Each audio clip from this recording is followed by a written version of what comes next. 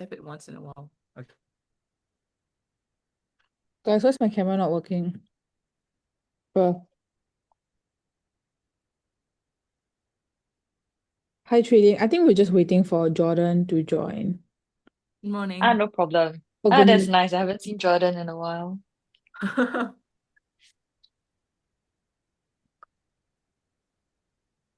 So when are you flying to Lausanne? Next Tuesday, Okay. yeah, I'm night. in an ugly hotel in Lausanne. Wait, what Yeah, hotel but are you I in? won't be there. So I don't know. Now I'm in Vision. I think it's not that great an apartment, but at least it's a little studio. Yeah, but I won't be around. I'm not sure if I'll come the day before. Yeah, but I've got some other conference in Austria, so I can't make it. But Bjorn will Wow. be there. Yeah, so I think Bjorn is speaking. I'm not too sure. Yeah, we were considering Vision Apartments as well, but it Yeah. I mean, it's okay. It's like the price point is like it's honestly quite cheap. Yeah, and honestly, it won't be in the apartment much anyway. yeah. Hopefully. Yeah, so it's only the only Samantha and Amu are advanced, but me and Alex still going. Wait, so you are two different teams. Yes. Yes. Ah. So now me and Alex are researchers slash student assistant coach. Wait, sorry, my camera has a problem. That's why my Mm. I'm actually in the same room as them, but yeah. How was the rounds for you? Oh, I it's I I generally don't know why we like what went wrong with our rounds because when we saw Samantha and Amirul's opponents, like their memo had ChatGPT references. It was only like 5 pages of like substantive arguments long, and they spoke over each other. So like I just feel a bit wrong. I don't really like nothing really went wrong with our rounds also. Like it just went fine and normal. So I don't really know what happened. Were you all also partially assessed by written submissions? Yes, yes. and honestly, our Yeah. rating was okay also because it was reviewed by Jordan, by Prof. Chen and everyone, and it all seemed okay. So Mm. yeah, we just don't really But know. both teams submitted different written submissions then. Yep. Yes, Yeah. Sometimes it's also the style. yeah, like last year, Yeah. So both teams submitted the same written submissions to two different markers, and they both got very different grades. Like mm. yeah, one team got like 47, other team got like 40. So I guess it's very subjective. I don't think it's as subjective as you think, but I think style and writing form, I think is quite important. And a lot of them are not native speakers too. So if you use big words, they're not gonna follow your argument. So there's a bit of that. And sometimes if you get an English marker and your writing is not good enough, then it's a whole other problem. You know, so Yeah. sometimes it's not that it's subjective, but just that you get different markers and you have different styles in whether or not your work is appealing to them. Yeah. Yeah. Okay, wait, let me ask Jordan. Thanks for popping Mm. by today. Are you No working? worries. It just one. Yeah, don't worry. I can take some time off. It's just Bjorn really can't do it. Like if you know what Bjorn has been doing the past days, he has been writing the judges' assessment answers for this moot. Wow. So Oh, wow. of Wow. course, yeah, Bjorn is one of the advisors for Slam, so he really cannot get involved. Interesting. Yeah, but you saw Dr. Bjorn inside Yeah. the inside your mood. Yeah. And Dr. Yesterday we met Yesterday we met Giovanni Marie Fest Oh. for lunch and dinner. Oh, So that's a real Dr. Perry. person. Yeah. The the person Ulrich Hespfeffer is Yeah. Ulrich Haas. Yeah. Ulrich Haas is my professor in Zurich. Oh. The writer of Slam is very upset at him because he promised to be one of the judges and he didn't. He had to cancel, so he became the main character in the mood. So this is what happens when you're friends with the people in the Slam team. They do this to you. Yeah, actually we got a bit confused because like there's a Dr. Beyond and Dr. Hested. Then we Yeah, were Hester. They're both him. yeah. They're both him. Yeah. It's interesting. Okay, I just text So Jordan. so today me and Amiru will be doubling down. So we're doing appellant then respondent. Yep. Oh, so you're doing one at Yeah. wait, One at how you doubling down? So we'll finish appellant, then we'll become respondent. Yeah, but I don't know how to do Okay. rebuttals actually. Yeah, how you gonna do rebuttal? Good question. Do you think I should call him and ask if he's joining, or is he just busy and we start? He said he was just going to observe anyways. Should we start first? Yeah, wait, also hold on, let me pass you all the timer since it's quite hard for me to raise the cards. Don't know. Just ask her if it's pertinent to do rebuttals. Yeah. Do you think we should? Thank you. Do you think we should do rebuttals today? You can try. I mean, why not? Okay. Just rebut yourself. How do we do that? Okay. 11. Yeah.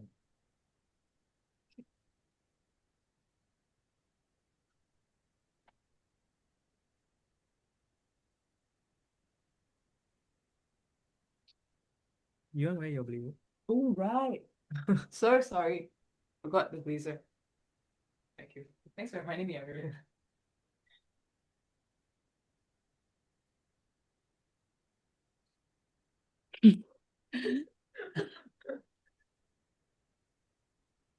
I was like, you're looking awfully bright. Yeah, I was thinking that too. Something was missing. Okay. Right. Thank you. Okay. So shall we start without Jordan? Yes, we can just start without him. I think if he joins later, He didn't reply, is it? yeah, he didn't reply. I don't want to call him later. He's in like some hearing. That's why he's not here. So Kieran, may I Oh, check, are good. you a judge today? yes. Okay, so we'll have two judges. Then may I clarify who will be the president for this round? I think it'll be Miss Go. Okay. And Ms. Go and Miss Narayanan, how Yes. would you prefer to be addressed? Just Okay, say wait, you gotta let the arbitrator lead. You don't lead, yeah? Oops, okay. Yeah, let the arbitrator start the proceeding. You do not start for the arbitrator. Okay. Okay, so is everyone here?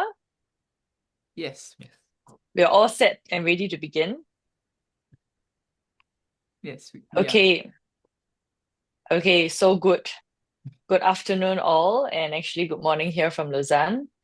I'm Ling, and with me we have Miss Narayan, who is my co-arbitrator, and together we'll be hearing the case of Hessen Pfeffer versus the International Fireball Federation. Can I have the counsels of both parties to introduce themselves, Good as morning. well as who they're representing? Good morning, Madam Miss Ling. My name is Samantha, and with me is my co-counsel, Mr. Putra. Together we act for the appellant, Mr. Rorik Hassan Pfeffer. Good morning, Miss Ling. I'm Samantha, and with me is my co-counsel, Mr. Putra. Together we act for the respondent, the IFF, International The Fireball IF. Federation. Yep. Very good. Can I confirm that representatives of your of the parties are not here? Yes. You may confirm that they are not. Okay. Okay. Before we begin submissions, I would like to check if there are any procedural issues that we need settled before. There are no procedural issues. Okay, and just also to clarify from both parties whether or not they are satisfied with how the proceedings have been run until now. Yes, we are satisfied with how it's run. They're both satisfied. The respondents are equally satisfied. Okay, I also open this up to my co-arbitrator whether she has anything to add before we begin the submissions. I have nothing to add. Okay. Just to clarify also procedurally, who's doing timekeeping, and please share a little bit about how you're gonna do the segregation of time before your time begins. The parties will be timing themselves. We will be splitting our time as such. For the appellant, we will split the first I will speak for the first 11 minutes. My co-counsel will speak for the next 11 minutes. We would respectfully reserve 3 minutes for rebuttal. For respondent, Okay. the same is to be held. I will speak for the first 11 minutes, followed by my co-counsel for the next 11, and we will reserve 3 minutes for rebuttal as well. Okay, how do you intend to do rebuttal? Because you are already anticipating your own arguments. That's true. Maybe if you're rebutting one point, the person not doing that point can do it. For example, if you want to rebut something that Amirul is saying, then Sam will rebut. Do you think that Wait, works? Actually, do you want to do like a question session that you could Oh, question okay. us after instead of a rebuttal? Would you be amenable to it? So rebuttal is your own opportunity to practice. Questions definitely will come, right? And that's Yeah. outside of your time. So Okay. whether or not you want to use that 3 minutes to practice or not. Okay. Yeah, you see, this is not about segregating the time and what benefits me. It's what benefits you. You'll practice lah. Okay, we will try to do a rebuttal in the 3 minutes. Yeah, maybe like what Kairan says, like just swap things around. Yeah, but if you have to be creative, do it, because this is a practice round for you. This is not for me to ask questions. It will be outside of the 3 minutes. All right, thank you. Yeah. And wait, before we begin, Jordan. Hello, trading. Hi, Jordan. Hello, sorry about being late. I was at a meeting. Hello. All good. How are you? I'm good. And you? Good. I'm okay. Are I you saw- traveling are you traveling to Lausanne too? No, I have a conference to be in at Singapore, so I couldn't travel Okay. with them. Yeah, but Yeah. will you be there? Are you there now? You're in No, Zurich, right? beyond.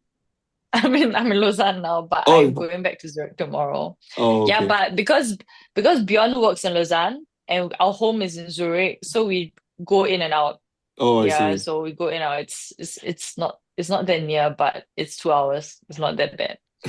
That's nice. Yes, That's nice. and yeah, but I won't be around next week too. Bjorn will be around. I mean, hopefully. I mean, Bjorn can't help you until the end, until it's done. Yeah, but you'll be okay. Like, That's nice, there's not yeah. much you can do. There's not much we can help you anyway. Yeah, Alright. at a certain point, you have to do things yourself already. Thanks so much for taking the time off to help them. Yeah, they really Of appreciate it. course. I think the last Of course, time. and will you be the third judge or not? No. I observer only. Yeah, you Okay. release the expertise to you. Okay. Okay, thank Okay, you. I'm happy to hear the submissions of the parties now. Okay, thank you very much.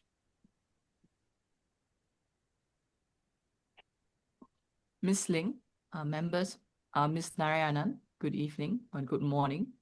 My name is Samantha, and with me is my co-counsel, Mr. Putra, as earlier introduced. We act for the appellant, Mr. Rorik Hasenpfeffer.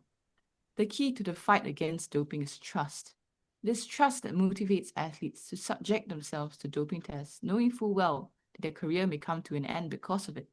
But they trust that anti-doping organizations and laboratories will not arbitrarily rob them of their career and their passions arbitrarily. But here, that trust has been violated when the laboratory failed to exercise simple safeguards and diligence. As a result, the appellant's career is stuck in a state of limbo. Can this panel find to their comfortable satisfaction that there was an anti-doping rule violation based on an AAF finding that was attained by subpar effort from the laboratory? We doubt so. To assist the panel to reach this conclusion, I will show for the first 11 minutes why procedural fairness and the lack of independence in the laboratory results in the B sample being invalidated and unable to confirm the presence of nandrolone under IFF Regulation 2121. My co-counsel, Mr. Putra, will then show for the next 11 minutes why use or attempted use cannot be established as well. He will then move on to show that the delay in reporting caused prejudice to this appellant. And lastly, he will request that the panel hold that the appellant that no anti-doping rule violation has been established and the appellant should suffer no sanction as a result. Now, please allow me to bring the panel through procedural fairness, the first issue. Here, procedural fairness has been detracted from because a fundamental breach has occurred, and this would automatically invalidate the B sample result and make it impossible to confirm the presence of nandrolone under IFF Regulation 2121. We note that there are 3 instances of procedural breach here. However, in the interest of time, we are only focusing on fraction 7 and the reanalysis of this fraction. The reanalysis of this fraction 7, for this reanalysis, the appellant's representatives, Dr. Fares, was not given the opportunity to attend, and instead was told that the B sample confirmation procedure had been completed. She could then leave. And this is a breach to the appellant's right to observe the B sample opening and to observe the analysis of this B sample. This is because if we were to look at paragraph C 3D of the facts, we can see that the word reanalysis was used, and this means and suggests that the analysis on fraction 7 was a repetition of the B confirmation procedure. Following ISL 53623, what this means is that the previous B sample testing that she was present for, mostly, was invalidated, and the only test in concern for us is the testing of fraction 7. Hence, her prevention from, or the lack of an opportunity accorded to her to attend this B sample, the repetition of the B sample confirmation procedure, is then an effective violation of the appellant's right to be granted an opportunity to observe the B sample testing. And this is a fundamental right. And the reason why we say that the fundamental breach rule continues to apply is because CAS panels, past and present, have still used this fundamental breach rule. For example, in CAS 2024A 10411, Pierre Lee Vonte and FIBA, the panel there affirmed the presence of this rule and stated that this rule was also in line with the statute of IFF Regulation 21322. And this was one of the reasons why CAS panels had previously disputed the presence of this rule. Those CAS panels stated that the rule of fundamental breach went against the Regulation 322 because IFF Regulation 21322 requires the athlete to prove 2 steps: that there was a departure, and the departure could have reasonably caused the AAF, whereas the fundamental breach rule merely requires an athlete to prove that the fundamental right had been violated. However, in essence, the fundamental breach rule is the same, because by proving that the right so fundamental has been violated, and this right was central to the entire doping process, it makes it impossible for a reviewing body to be comfortably satisfied that a doping violation has occurred. In short, the fundamental breach rule is a collapse of the statutory requirements set out in IFF Regulation 21322. Hence, it should continue to apply. Thus far, we have established that Fraction 7's reanalysis is a breach of the fundamental breach, and that the fundamental breach rule should continue to apply. Hence, automatically, it would invalidate her B sample test results and make it impossible for it to confirm the A sample test, and therefore, presence under IFF Regulation 2121 cannot be established. We will therefore move to our second submission on the independence and impartiality of the lab. Here, the independence and impartiality of the lab has not been, is absent here because ISL 4424 states that the lab needs administrative independence, which refers to the lab cannot be, the fact that the lab cannot be connected to any anti-doping organization or its board members or committee members. But here, there is a clear connection, as seen by Dr. Beyond, the director of the lab, being a committee member of IFF's Anti-Doping Advisory Committee, seen in paragraph A2 of the facts. This direct connection, therefore, means that administrative independence cannot be established for this lab. Furthermore, another requirement for the lab to be considered independent and impartial is that there must be operational independence.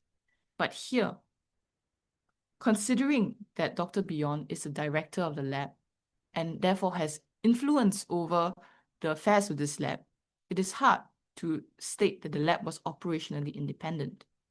In fact, the respondent may bring up the fact that Dr. Hastert was the one that did the testing and the investigation here, and therefore the results of this test should not be questioned. However, Dr. Hastert is the associate director and clearly has an implied close working relationship with Dr. Beyond. Hence, it is difficult to say that Dr. Hastert is independent based on this association. Overall, this panel is presented with lab directors who have a clear conflict of interest. We are presented with procedural safeguards that were not followed by the laboratory, and a lack of transparency with the appellant's representative, Dr. Fairs. Can this panel, therefore, be comfortably satisfied that with the sample analysis, and can the panel hold that there was an anti-doping rule violation established under IFF Regulation 2121? It is our submission that we cannot. With that, I'll let my co-counsel, Mr. Putra, bring you through further reasons why the anti-doping rule violation cannot be established under IFF Regulation 2122, use or attempted use. Thank you. Ms. Ling, good afternoon from Singapore. My name is Amirul Putra, and I continue the case for the appellant, Mr. Rorik Hasenpfeffer, on the issues surrounding the proof of his anti-doping rule violation, the effect of the delay in reporting the A sample analysis by the International Fireball Federation, and last, the appropriate sanction to be imposed on Mr. Hasenpfeffer. Turning to my first issue, members of the panel, following IFF Regulation 21.3.1, if the respondent is unable to establish that an anti-doping rule violation had even occurred, to this panel's comfortable satisfaction, then Mr. Hasenpfeffer shall not be liable to any sanction. In this regard, the appellant maintains that the departures with regard to the B sample collection analysis, it renders the B sample so unreliable that this tribunal cannot be comfortably satisfied that the anti-doping rule violation of presence had occurred. Turning to the anti-doping rule violation of use, we submit that the respondent has not discharged its burden of proving use to this panel's comfortable satisfaction. Consequently, no anti-doping rule violation has been established, and we cannot impose any sanction on Mr. Hasenpfeffer. The reason we say that the respondent has not established the anti-doping rule violation of use is because the lone positive A sample result is not corroborated by any evidence, which should render this tribunal unable to be comfortably satisfied that an anti-doping rule violation had occurred. In this regard, we submit that the respondent must prove that the appellant even ingested something that contained nandrolone. And as we can see at paragraph F11 of the facts, the appellant has a supplement collection of 35 products. The respondent only tested 8 of these 35 products. In this regard, the appellant submits that the respondent has not identified any plausible route by which nandrolone or by which the appellant has used nandrolone. And we submit that because of this, the A sample remains uncorroborated, and this panel cannot be comfortably satisfied that use has been established pursuant to IFF Regulation 21.2.2. Wait, why can't we just rely on the A sample if the B sample is unreliable? Ms. Narayanan, we submit that the A sample is similarly unreliable because there has been no, we had no ability to check on the process by which the A sample was procured. And we submit that, again, the independence and impartiality issue. But normally, right, when athletes test only A and they waive their right to test B, do they normally also have to check the whole process? Like, do they normally also need a representative to check the whole process? Ms. Narayanan, we submit that that is only true for the anti-doping rule violation of presence. For presence, one can actually waive the B sample analysis, and that would constitute presence under IFF Regulation 21.2.1. However, we submit that in use, the A sample must be corroborated by objective evidence, such as to inform this panel's assessment of whether it reaches the comfortable satisfaction threshold. Now we turn next to submit on the point of intent that even if this panel is minded to accept that an anti-doping rule violation of use had actually occurred, we submit that the appellant had not intentionally committed this anti-doping rule violation. In this regard, the appellant makes the following two arguments. First, the lack of objective evidence does not preclude the appellant from rebutting intent, and this is seen in the awards of Shayna Jack and Jarian Lawson. And second, the evidence before us today creates a plausible theory of innocent ingestion. Now, we will now turn to the evidence that the appellant has. And first, we submit that the polygraph testing is an admissible piece of evidence and adds to the theory of innocent ingestion. As we can see, the results of the polygraph testing was that the appellant was 95% likely of telling the truth, and that significant scores pointed to no deception. According to the law on this point, polygraph tests can support an athlete's innocence if the panel is satisfied as to the rigor of the testing process. And this is found in the award of CAS 2020 A6695 Nicole Walker.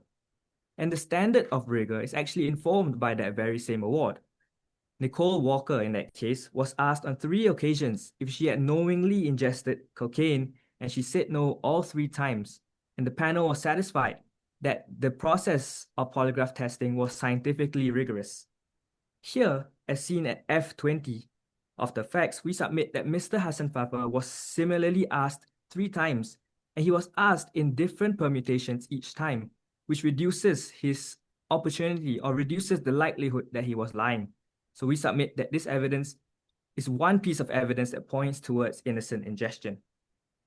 The next piece of evidence is the hair test, which turned out negative, which means that the appellant has not been repetitively exposed to nandrolone in a 12-month period. In fact, the athlete drug use expert had even said that it would be illogical and useless for an athlete to use 1 single dose of nandrolone. We submit that, again in the award of Nicole Walker, although the hair test does not rule out a one-time intentional ingestion scenario, it shows that the appellant is not a regular or habitual user of nandrolone. And we combine this with the fact that it would simply be illogical for him to use it 1 time. We submit that this points towards an innocent ingestion theory.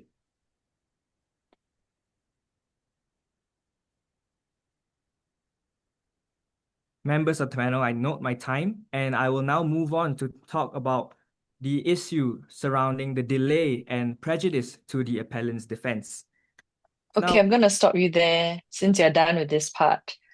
I first need clarification on what your request for relief is. Because you went on about innocent ingestion, you went on about source, you went on about credibility. What are you seeking for? And on what grounds are you seeking for whatever you're seeking for? Ms. Ling, we are requesting that this tribunal reduce the sanction from 4 years, according to IFF Regulation 21.10.2, to a sanction of 2 years, which follows after the fact that Mr. Hassan Fafa has rebutted the intent. Okay, so you're not trying to prove source to reduce it below 2. No, Ms. Ling, we recognize that we are unable to prove source. However, the totality of the evidence does show innocent ingestion, and we should at least be entitled to a reduction to 2 years. Okay, so if you're talking about innocent ingestion, are you looking at contamination or are you looking at anything more? Yeah, you address me on this point first. Ms. Ling, the idea of contamination is actually will be addressed in the next point that I was going to appraise this tribunal on. And we submit that in the in the earlier proceedings before the lower tribunal, the appellant had tried to mount a defense of supplement contamination, but the Judicial Committee had found that he was unable to do so, and central to this finding was the fact that testing was only done on replacement containers and not original ones. We submit that the reason for this is because of the International Fireball Federation's delay in reporting the A-sample analysis. So in sum, we submit that the IFF's delay in this A-sample process prejudiced the appellant's ability to mount a feasible claim of supplement contamination to rebut intent. And this is a fundamental violation, and this case ought to be dismissed. Now turning to... Okay, so on those points, yes, there was a delay, yes, replacement container, but wouldn't you agree that it's within the due diligence of the athlete to ensure that they have remaining at least a small sample of each batch in order for testing? Did they also approach the manufacturers of any of these supplement distributors or manufacturers on getting batch parts tested? Because such supplements would definitely have been batch tested, I'm hoping. If not, then I think you also have to address me on that point. But if you're telling me that it's going to be addressed in your next point, you can go ahead. Ms. Ling, before I answer your question, I note that my time is elapsing. If I could have 2 minutes of this panel's time. No, please go ahead. Like, especially with taking into account the questions I've asked. Ms. Ling, with regard to the second part of your question of whether our client had approached this manufacturer to get a sample of the products, we submit that we simply have not been instructed of whether our client has done so. But to reply to your first part of the question about the due diligence of the athlete, we submit that the A-sample analysis or the A-sample process had delayed for too long, such that the appellant did not even know that he was liable for a anti-doping rule violation. He had no reason to suspect that he had to keep the supplements on hand, and we submit that he already tried to test 8 supplements out of the 35, and we submit this to be a sufficient display of due diligence, such as not to impugn on the delay argument that we have made before this tribunal today. And for the following reasons, we submit that first, the respondent has not even established the anti-doping rule violation of use, so this panel cannot impose a sanction on Mr. Hassan Pepper. Even if this panel is minded to accept that anti-doping rule violation occurred, we submit that the appellant did not commit this anti-doping rule violation intentionally and should be entitled to 2 years period of ineligibility. And for the point on sanction, we have one subsidiary point, and we submit that following Article 21.13.10.1, submit that there has been a delay that is not attributable to the player, and we submit that this panel should order that the sanction be backdated to the date commencing as early as the date of the first sample collection. And with that, we end our submissions. I'm going to ask some questions first, and then perhaps I'll leave it to Ms. Narayan to ask questions. I will need you to address us on the points of the culpability, perhaps, of the athlete in terms of his decisions his decisions of testing, and I'm sorry, I'm just looking through the facts as well. Address me on some of the points he has done to mitigate perhaps his responsibility as an athlete to ensure that his supplements were batch tested, ensure that he did the best of his ability to ensure that he kept some small samples of each of the 35 supplements that he's taking. Address me on all those points, because if we're looking perhaps at intention, I think that's quite important to show, right? Because to show that he also didn't have any intention to take those, or innocently, or to ingest any of these prohibited substances.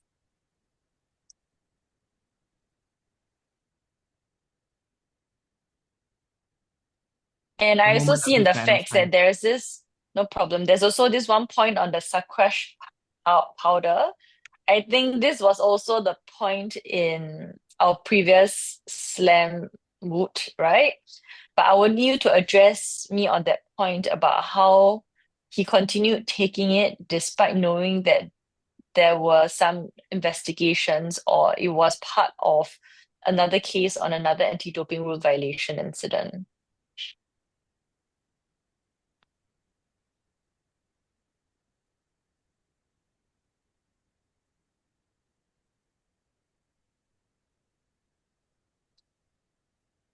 I also note that there were some points that you also didn't raise that were in the facts. For example, the fact that the supplement apparently was given by his national anti-doping association. Could you address me on that point on perhaps how that affects intention, how that affects his culpability?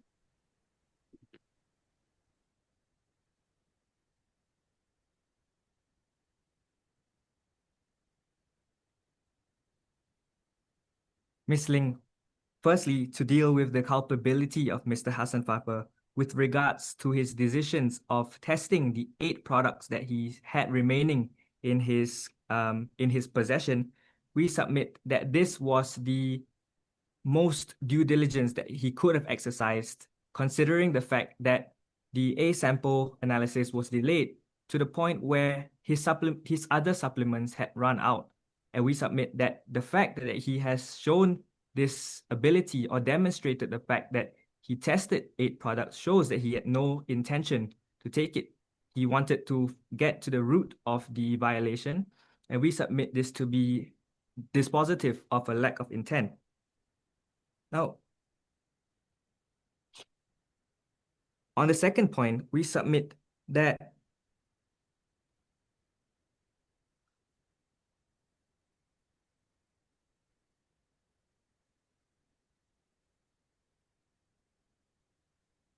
now on the point of Sasquatch power, as seen at paragraph F12 of the facts, we submit that actually Mr. Hassan Fafa did not know that this protein recovery powder, Sasquatch powder, was contaminated. And in fact, this product was one of the 27 products that was not tested. And because of the delay in the A sample analysis, we submit that the fact that this Sasquatch power was not tested is a material prejudice to the appellant's claim.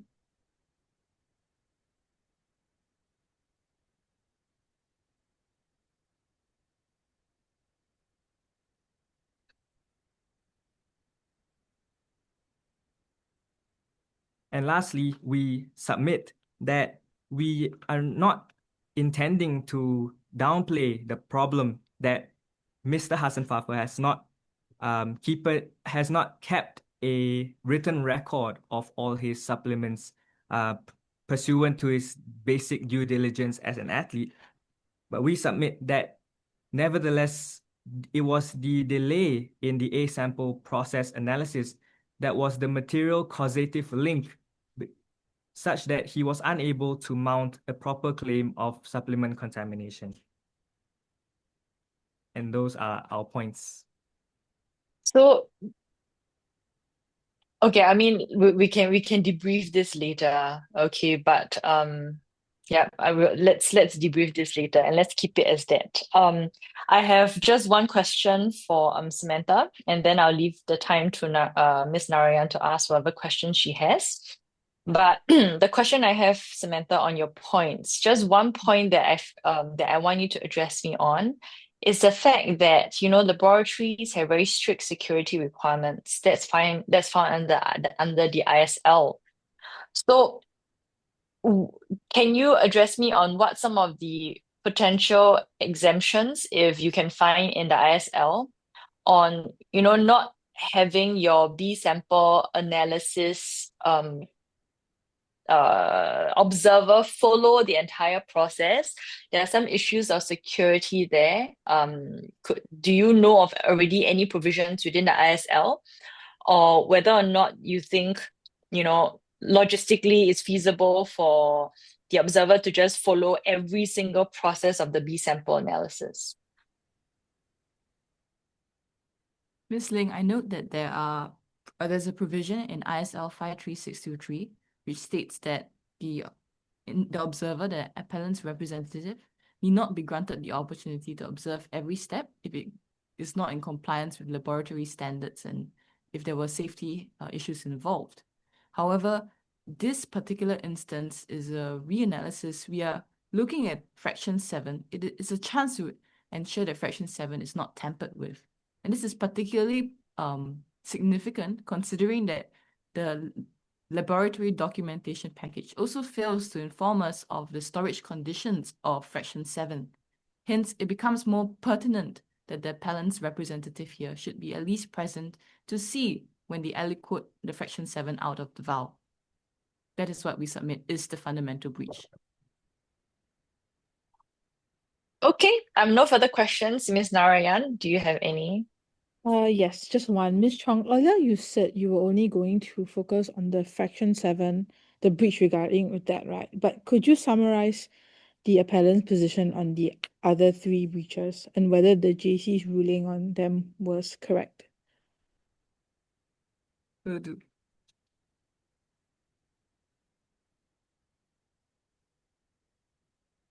Regarding the first possible procedural breach, which is when the B sample was injected into the liquid chromatography instrument, we submit that Dr. Ferris should have been given the opportunity to be present here because when it involves aliquoting and handling of this sample, the least it should have done would have been to allow her to see to ensure that there was no tampering or environmental contamination that had occurred.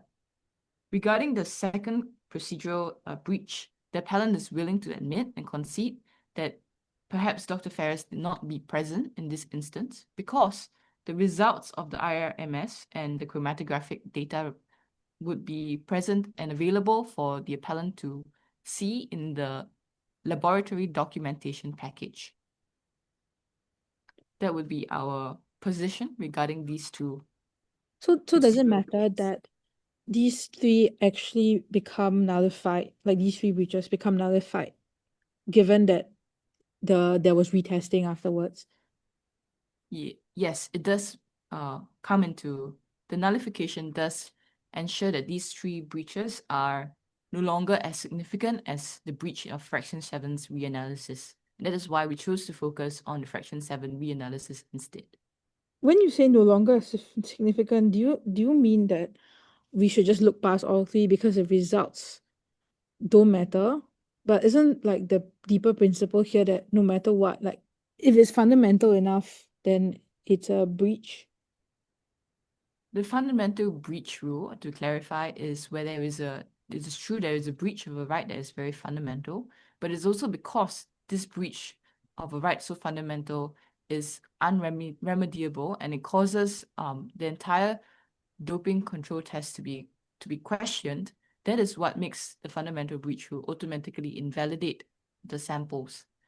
In this instance, while the previous procedural breaches may be somewhat significant, the issue is that it does not make the fundamental breach rule apply in this instance. So if I find that the last one was not a fundamental breach, but the other 3 are breaches, then in that instance, following your logic, then because the 3 weren't as consequential, then I would not find in favor of the appellant, right? That is not right. With respect, Madam Ms. Narayanan, because even if we do not apply the fundamental breach rule, we can follow along the conventional route set out by IFF Regulation 21322, where we simply have to prove that the breaches could have reasonably caused the AAF. And as mentioned previously, the fact is that Dr. Ferris not being in attendance and not being permitted to see the aliquoting of the B sample in the first procedural breach could have caused environmental contamination or tampering of this substance. Okay, I have no further questions. Okay, shall we go on to the respondent submissions, please? Yes, will do. Thank you.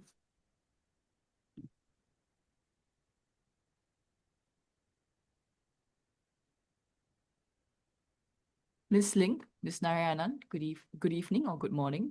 I'm Samantha, and with me is my co-counsel, Mr. Putra, as earlier introduced, and we act for the respondent, the International Fireball Federation. Anti-doping organizations and WADA-accredited laboratories are centurions of the fight against doping. To accuse them of being derelict is no small matter, and it calls into question their reputation and threatens the trust between athletes and the anti-doping agencies. Hence, athletes who claim that these organizations are not trustworthy have to establish it on a balance of probabilities by introducing objective, cogent evidence. In our case, the panel is faced and presented with, on one hand, the appellant who is in a dire situation without cogent evidence, who has everything to lose in this proceeding, and on the other, a WADA-accredited laboratory who has nothing to gain from a positive AAF finding. This panel should follow the objective evidence to find that an ADRV was established and sanction the appellant with a 4-year period of ineligibility. To assist the panel to reach this finding, I will show for the first 11 minutes why there was no detraction from procedural fairness and that the lab continues to remain independent and impartial. This would mean that both the A and B sample can be used to establish an anti-doping rule violation under IFF Regulation 2121. My co-counsel, Mr. Putra, will then show for the next 11 minutes why use or attempted use under IFF Regulation 2122 can also be established in this instance. Next, he will explain why the delay in reporting did not cause prejudice to this appellant. And lastly, he will close off our submissions by requesting that the appellant be sanctioned with a 4-year period of ineligibility. Now, please allow me to bring the panel through our first submission on procedural fairness. Here, procedural fairness is not detracted from because the B sample remains reliable to confirm the A sample, predominantly because fraction 7, which the appellant argues is a fundamental breach, is not, in effect, a fundamental breach. So far, past panels have accepted that the athlete's right to have the opportunity to observe the B sample opening, aliquoting, and resealing is a fundamental breach. But in this instance, if we were to examine the facts in paragraph F6, we can see that fraction 7 was aliquoted out from the B sample when Dr. Fares was present. After all, it was already pre-portioned out, and when the lab wanted to reanalyze fraction 7, there was no need to reopen the B sample to obtain it. Hence, following ISL 53623, which is on the repetition of the B confirmation procedure, we see that the statute there only requires the appellant's representative to be present if there was a reopening to obtain a new aliquot of the B sample. But here, as shown, this was not the case, and there was no need for a reopening of the B sample.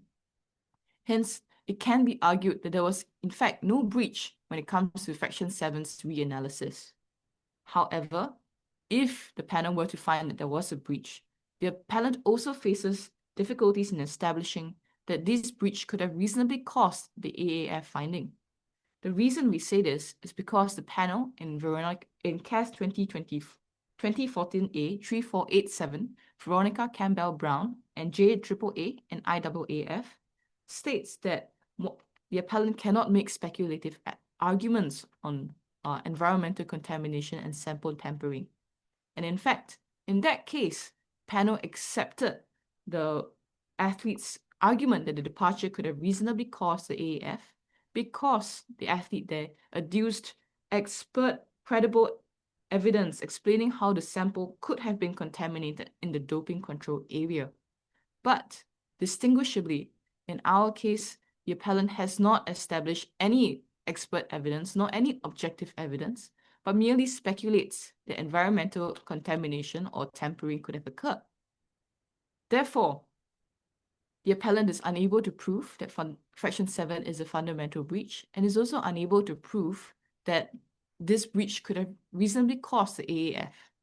Hence, the B sample remains valid and reliable to be confirmed the A sample and to prove that IFF Regulation 2121 presence is established. we now turn to our second submission on the independence and impartiality of the lab, which here we argue continues to remain independent and impartial because the appellant has failed again to prove concrete evidence otherwise. As the appellant has mentioned, for the lab to maintain its independence and impartiality, it must meet two requirements. First, administrative independence. And here we note that ISL 4424 requires that the administrative independence is akin to having no connection between the laboratory and the anti-doping organization. But if we were to refer to ISL 4424, we can see that this requirement for administrative independence is derived and in compliance with the ISO IEC 17025. And this ISO IEC 17025 at section 414 says that the relationships of the personnel do not necessarily present the laboratory with a risk to impartiality. And this is the case here. The reason being that the facts suggest that Dr. Beyond's relationship with the IFF Anti-Doping Advisory Committee does not necessarily mean that the lab is not impartial. In fact, in paragraph A2 of the facts, we can see that Dr. Beyond merely accepts and receives a nominal fee. This means that he is not employed by IFF and therefore does not owe a duty to this organization. And second, we can see in the same paragraph A2 that the lab, TATO, that he is director of, is WADA accredited. And this suggests that the WADA accreditation suggests that WADA as well does not see any large issue or risk involved with his association with the IFF. Hence, we would submit that administrative independence of the lab remains in existence. We will move to the second requirement, which is Wait, sorry, I have a question. When you say that WADA has no problem with Dr. Beyond's association with the IFF because they are accredited, right? Is this like confirmed, or is there a possibility that they were accredited and then Dr. Beyond joined the lab after that? Ms. Narayanan, it is possible that they were accredited before and he joined them after that. However, it can be implied, considering that a requirement for independence and impartiality is that the lab maintains, a requirement for the WADA accreditation is that the lab maintains its independence and impartiality. Hence, while we note that this is, it may be disproven by the presence of actual facts that Dr. Beyond came later or that there was no review of this lab's accreditation, it can be used to some extent to imply that there was an acceptance of this of his association with the IFF. So we now turn to our second point regarding the independence and impartiality of the lab, which is that the lab is operationally independent. Now, the appellant had to establish on the balance of probabilities that the lab affairs are managed with interference or direction from Dr. Beyond to prove that the lab was not operationally independent. And this I've derived from IFF Regulation 21322, read with ISL 4424. But the appellant has failed to do so here. The appellant has relied on Dr. Beyond's association with the IFF to establish and say that his influence on the laboratory would then mean that the lab is not operationally independent. However, as we have previously shown, Dr. Beyond's connection and association does not necessarily mean that the lab is impartial. Hence, what the appellant should have adduced is evidence or actions of Dr. Beyond that shows that he is managing the lab's affairs in accordance with the interest of the International Fireball Federation. And in fact, Dr. Beyond, by appointing Dr. Hastert to perform the testing instead of performing it himself, should inspire more confidence in the A and B sample results. Therefore, it is our submission that the lab continues to remain independent and impartial, and that the A and B samples can be used to establish presence of nandrolone in her system under IFF Regulation 2121. And this means that an anti-doping rule violation has been established. But for completeness sake, my co-counsel, Mr. Putra, will bring you through why an anti-doping rule violation can also be established under IFF Regulation 2122. Thank you. One question before you continue. Could you show me a provision in the ISL about obviously the independence of the lab director and as well as how that affects the accreditation by WADA?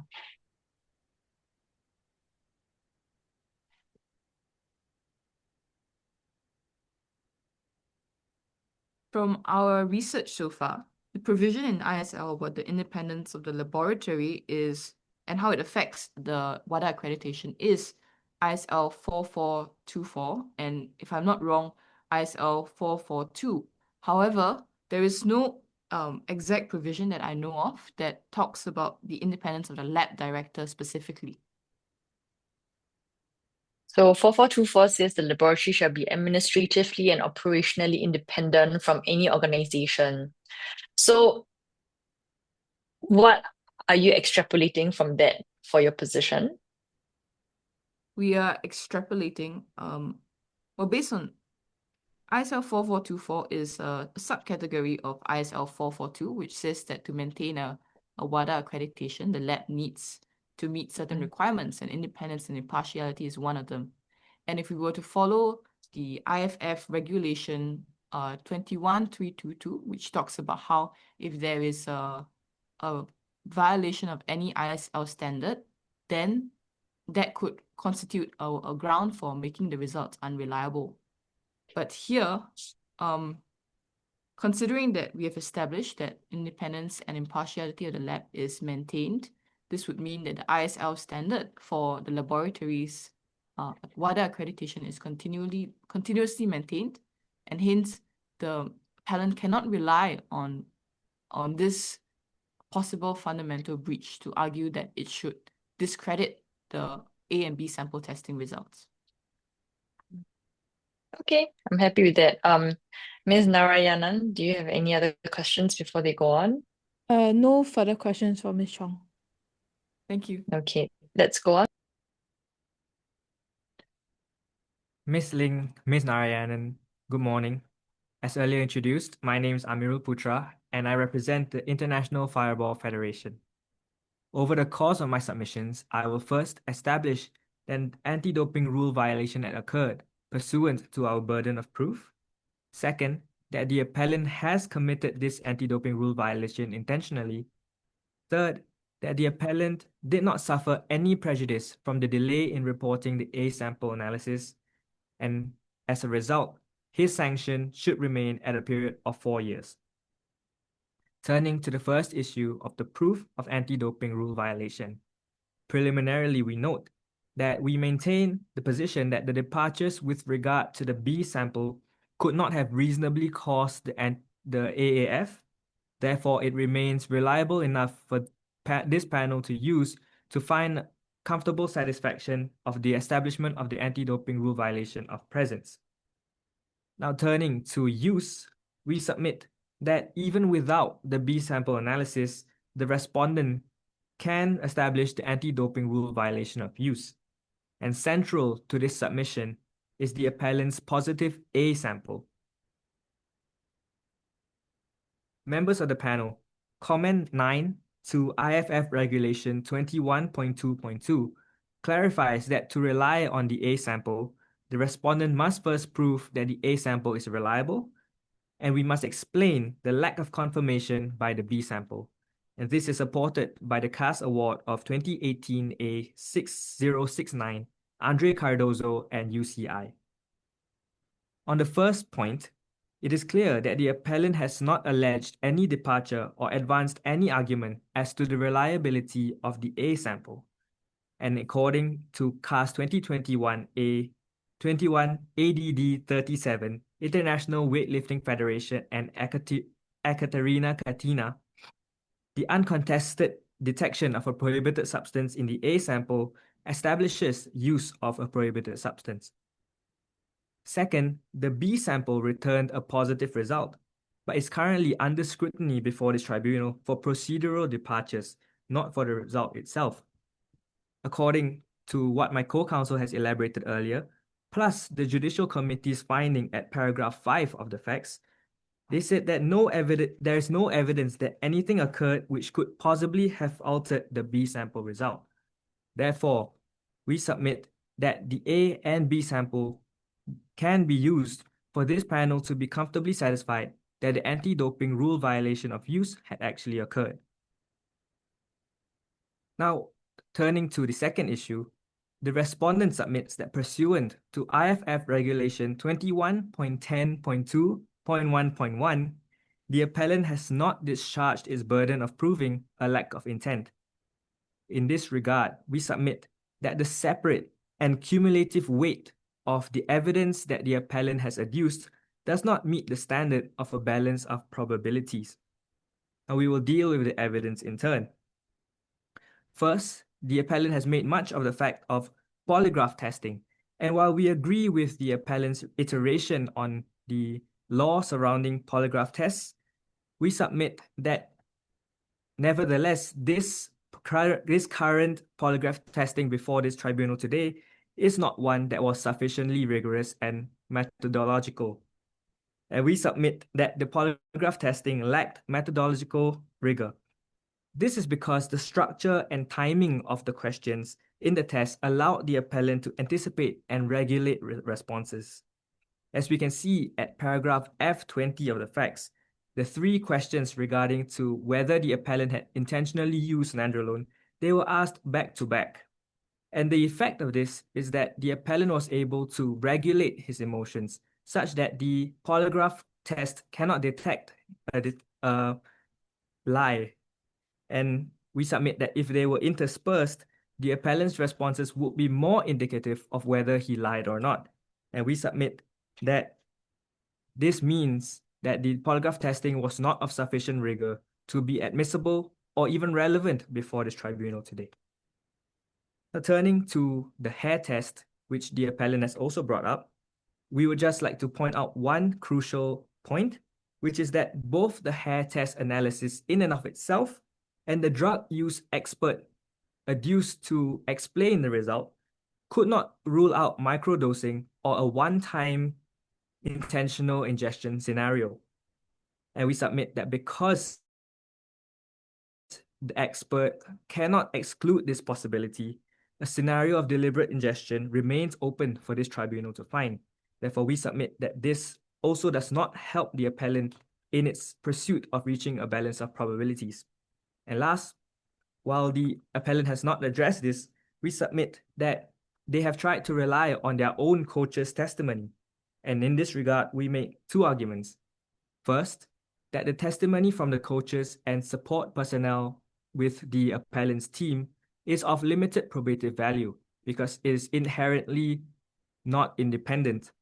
And we submit further that while they can support credibility and support a lack of intent, it does not do it here because it does not outweigh the objective evidence of the A sample against the appellant. And it is for those reasons that we submit that the appellant, while holding or while possessing the burden of proof, has not discharged this burden. And we submit that he has not rebutted the intent and his sanction should remain at a period of 4 years, according to IFF Regulation 21.10.2.1. Turning to the next issue of delay and prejudice. Now, the appellant has attempted to draw a causative chain, which works something like this. They submit that the delay in the reporting A sample led to the supplements running out, and then that fact means that they cannot test the original containers, which prejudice them from mounting a defense of contamination. In response, we would simply submit that the alleged delay did not materially prejudice the appellant's ability to advance a contamination defense. And we say this because it was not the delay that prejudiced the appellant's ability, but actually his own doing. Now, the panel in the award of CAS 2014 A3639, Amar, Muralidharan, and Nada, recognized that prejudice requires an impact on the appellant's ability to obtain evidence. Now, we accept that to be true, but we submit that it is actually the appellant's own failure to track his own supplement usage that caused this inability. From the facts, we see that the appellant consumed up to 35 products given by its National Anti-Doping Organization, but failed to keep a written record of any of the products, which means that even if there was no delay, he cannot have found the specific batch and he cannot have pointed to the specific batch. And this in turn leads to his own inability to obtain evidence to mount a claim of supplement contamination.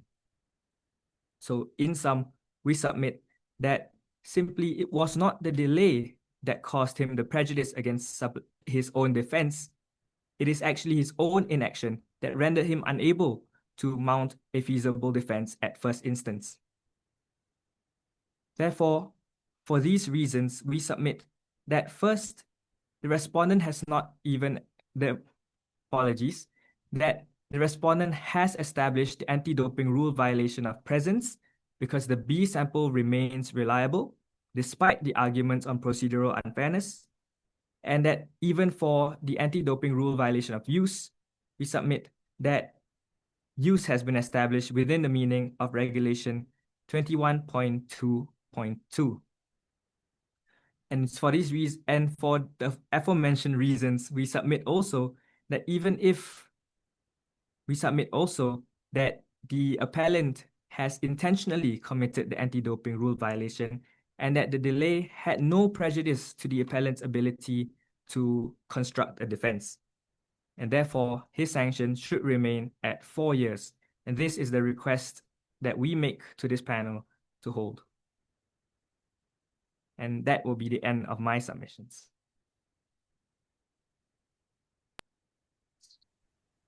Okay, on my end, I don't have questions. Ms. Narayan, do you have any? No, I have no questions.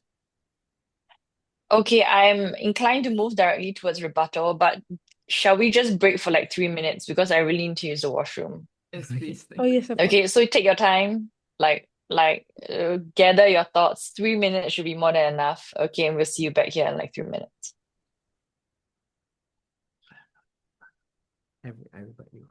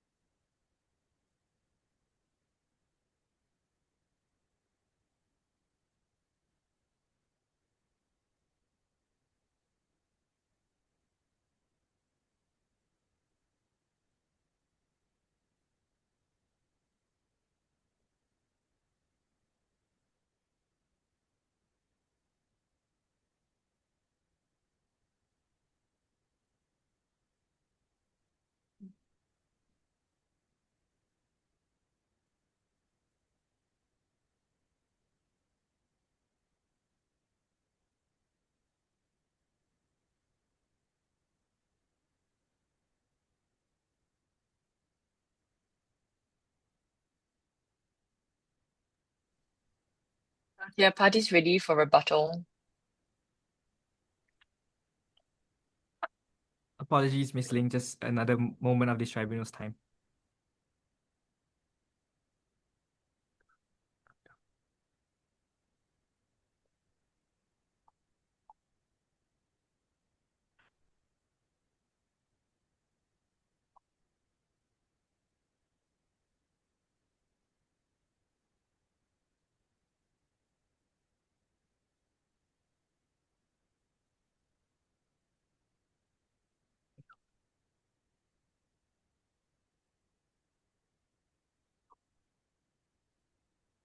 Sorry, so sorry.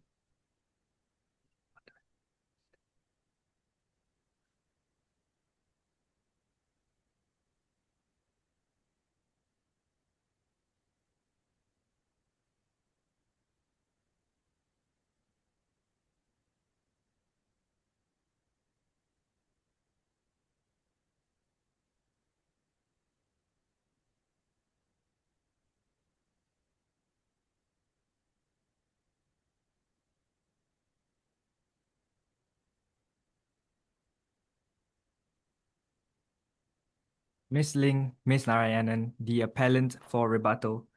Now, over the course of their submissions, the respondent has pointed to the fact that Fraction 7 is not a fundamental breach. However, this is where we depart from the respondent's submission.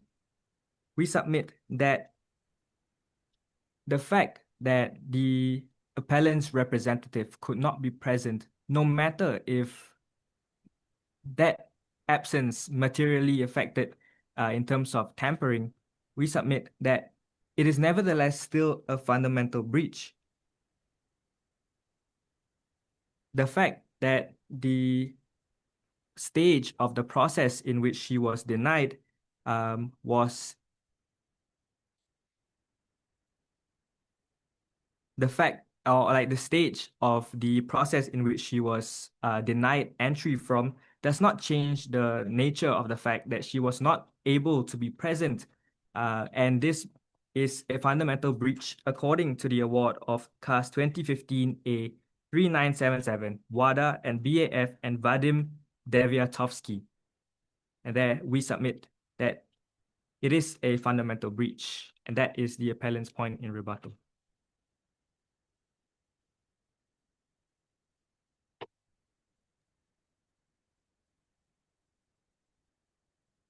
The respondent's rebuttal is a simple one. It is that Fraction 7 is not a fundamental breach. And this is because fundamental breach has been previously held to be with regard to the opening, valid quoting, and resealing of the B sample. In fact, these rights are notified and found to be fundamental also by the symbolic purpose of ISL 53623, where there was even a need for the appellant's representative to sign a document saying that the sample was not tampered with and that it was the appellant's sample that was being tested. But in this scenario, considering that Fraction 7 has already been ascertained to be that of the appellant's B sample, this could therefore not be a fundamental breach. Could you address me on the case law on Fraction 7 and how that in itself is a fundamental breach?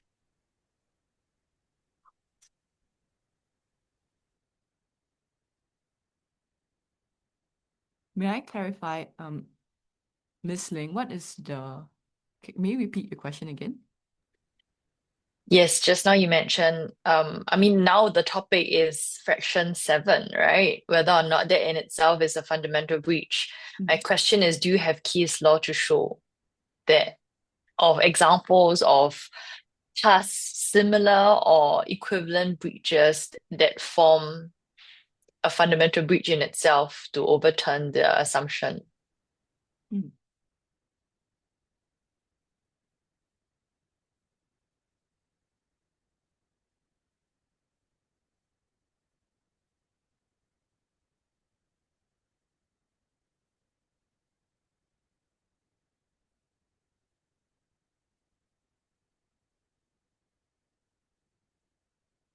We do not have an exact case law about the fractions and regarding the fractions in the fundamental breach. However, if we were to look at CAS 2015A 3977, WADA and BAF and Vadim Deviatovsky, a fundamental breach is, in essence, is not just strict technical requirements, but it is in essence whether or not the athlete there was given the opportunity to be present in the B sample analysis. Hence, from this case, we can extrapolate a principle, which is that following the legal requirements strictly may not always be the most ideal case. However, we have to extrapolate the larger and undermining principle, which is to protect athletes' fundamental rights. For example, their right to know at least that their sample has not been tampered with during storage. I think the principle would be that the integrity of the sample is being kept rather than extrapolating it further to the rights of the athlete. Yeah. Okay. On my end, I don't have further questions, and I'm happy to go on to debrief, and I'll leave it open to Ms. Narayanan on whether Oh. she has additional questions before we go on. No further questions. Thank you. Okay, and with that, I conclude the present proceedings, and I want as usual, before I end the proceedings, whether parties felt that their right to be heard was met. It was met for the appellant. It was similarly met for the respondent. Okay, and with that, we conclude the proceedings.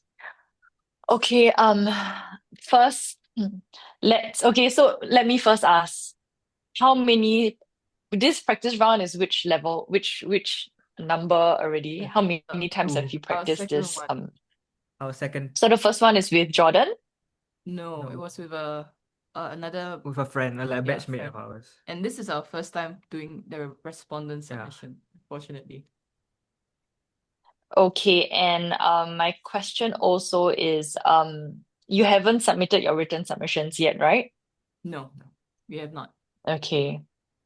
So this time so at this stage, there's still a lot of room to play with lah. Yes. Okay, I'm gonna give you some of my general observations, but why not you first tell me how you think it went? Because I think your opinion is a bit more important than mine. Personally, I think I avoided a lot of negative facts and principles. So like I kind of like ran through it really quickly, and then for rebuttal, I think we were both just trying to create something out of nothing, and we are personally not that acquainted with each other's points also as of this stage. Yeah, so it was quite difficult. Yeah, I think for me it's more like similarly I tended to go against the facts that I don't really quite understand because I was rushing to have something to say for the first two PRs. So I wanted to make a positive case as to the things I already know to be issues.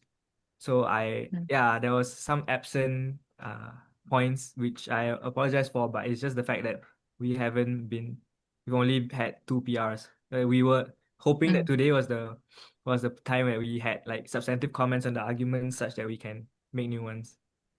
Yeah. Okay, Jordan, any preliminary comments? I think commenting just based on the preparation level, I think I saw that as well. Not what this pair is definitely lower than what this pair is capable of. But I think it comes with time. It's still, I mean, given the constraints of when the question came out, I think it's okay. When did it come out? Last week, Monday, right? I think. Yeah, somewhere around there. Yeah. So it's not that I think they've probably been working on this for about a week and a half or maybe 2 weeks tops. If I was in their position, I don't know how I would be doing, but I mean there are certain fundamental errors of mooting that I've already sent to them that I think they shouldn't be competing now. But on the substance point, I think I'll leave that to you. You're probably more well placed to advise them on. But I think still. Yeah, I don't know. I feel like some points were not really engaged with quite appropriately. It seems like y'all are barraging a lot of law without much engagement with the facts, and that's something that we should not be doing at any juncture. So yeah, just take note of that. And later when training gives some feedback, I think we take those in and frame our arguments based on the points which I think is that you guys know how to do from the last round. So just don't forget all those things. Yeah. Thank you. That's all I have for now. But yeah. Okay, my general observation is that the standard is very different from your first moot that I've heard. Obviously, it comes with familiarity of the facts. Of course, it comes with familiarity after writing your written submissions. That's why I asked whether or not you submitted your written submissions, because written submissions, you tend when you're able to write down and craft your arguments into words and also coming up with your list of authorities, you definitely be more confident when you're mooting. So I could tell that those were not done. So of course here we can come up with substantive new arguments, but what I really wanted to say was that you are not familiar enough with the facts.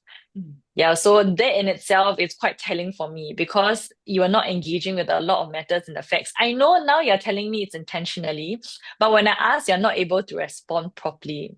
This means that you're not engaging it in terms of preparation. It's okay to not engage it when you're arguing, because as lawyers, we do it all the time, right? We pick and choose whatever facts that work for us and we use it. But when your points are being asked about the other facts, you have to be able to address it. Okay, so that's obviously this comes with just time, and I think perhaps in the next 2 days and after you submit your written submissions, you'll be a bit more confident with the facts and also the authorities. In terms of the authorities, you also didn't seem as familiar as you were with the authorities as you were previously. So previously, when I ask you about certain things, you can tell me upfront, like what they are, what they're not. That takes time. That's okay. I think you just need the time to work with it. But also realizing that we're quite close already to the mood. So you have to get on it pretty quickly. Those are my general observations. So very general, non-substantive stuff. Samantha, be very careful to not lead arbitrators, especially at the beginning. I was quite shocked when that happened. I've never seen that in my life. Yeah, always let the chairman lead. Okay. So don't like, yeah. So even as a co-arbitrator, I don't say anything. The chairperson leads. Yeah. So even more as a party, you do not lead. Yeah. So be very, very careful, because that will really step into disrespect, I think, even for some arbitrators, and that can cut you off altogether. Okay. Thanks. Yeah. So just be a bit careful with that. Other general ones. I think that's about it. In terms of your mooting style, obviously everyone has their own, and I told you this before, like sometimes to be more, I like how calm you both are. I think that is perhaps the trait that you are that would distinguish you the most. At the same time, it can also separate you from the rest in terms of if you're not so passionate with how you're mooting, right? Like this is something that I'm afraid you have to play around with. You have to often see the nature of the arbitrator that you're working with, and whether or not to push more or not. Yeah, so for someone like me, I appreciate the calmness. I appreciate the thoughtfulness, the mindfulness in whatever you're saying.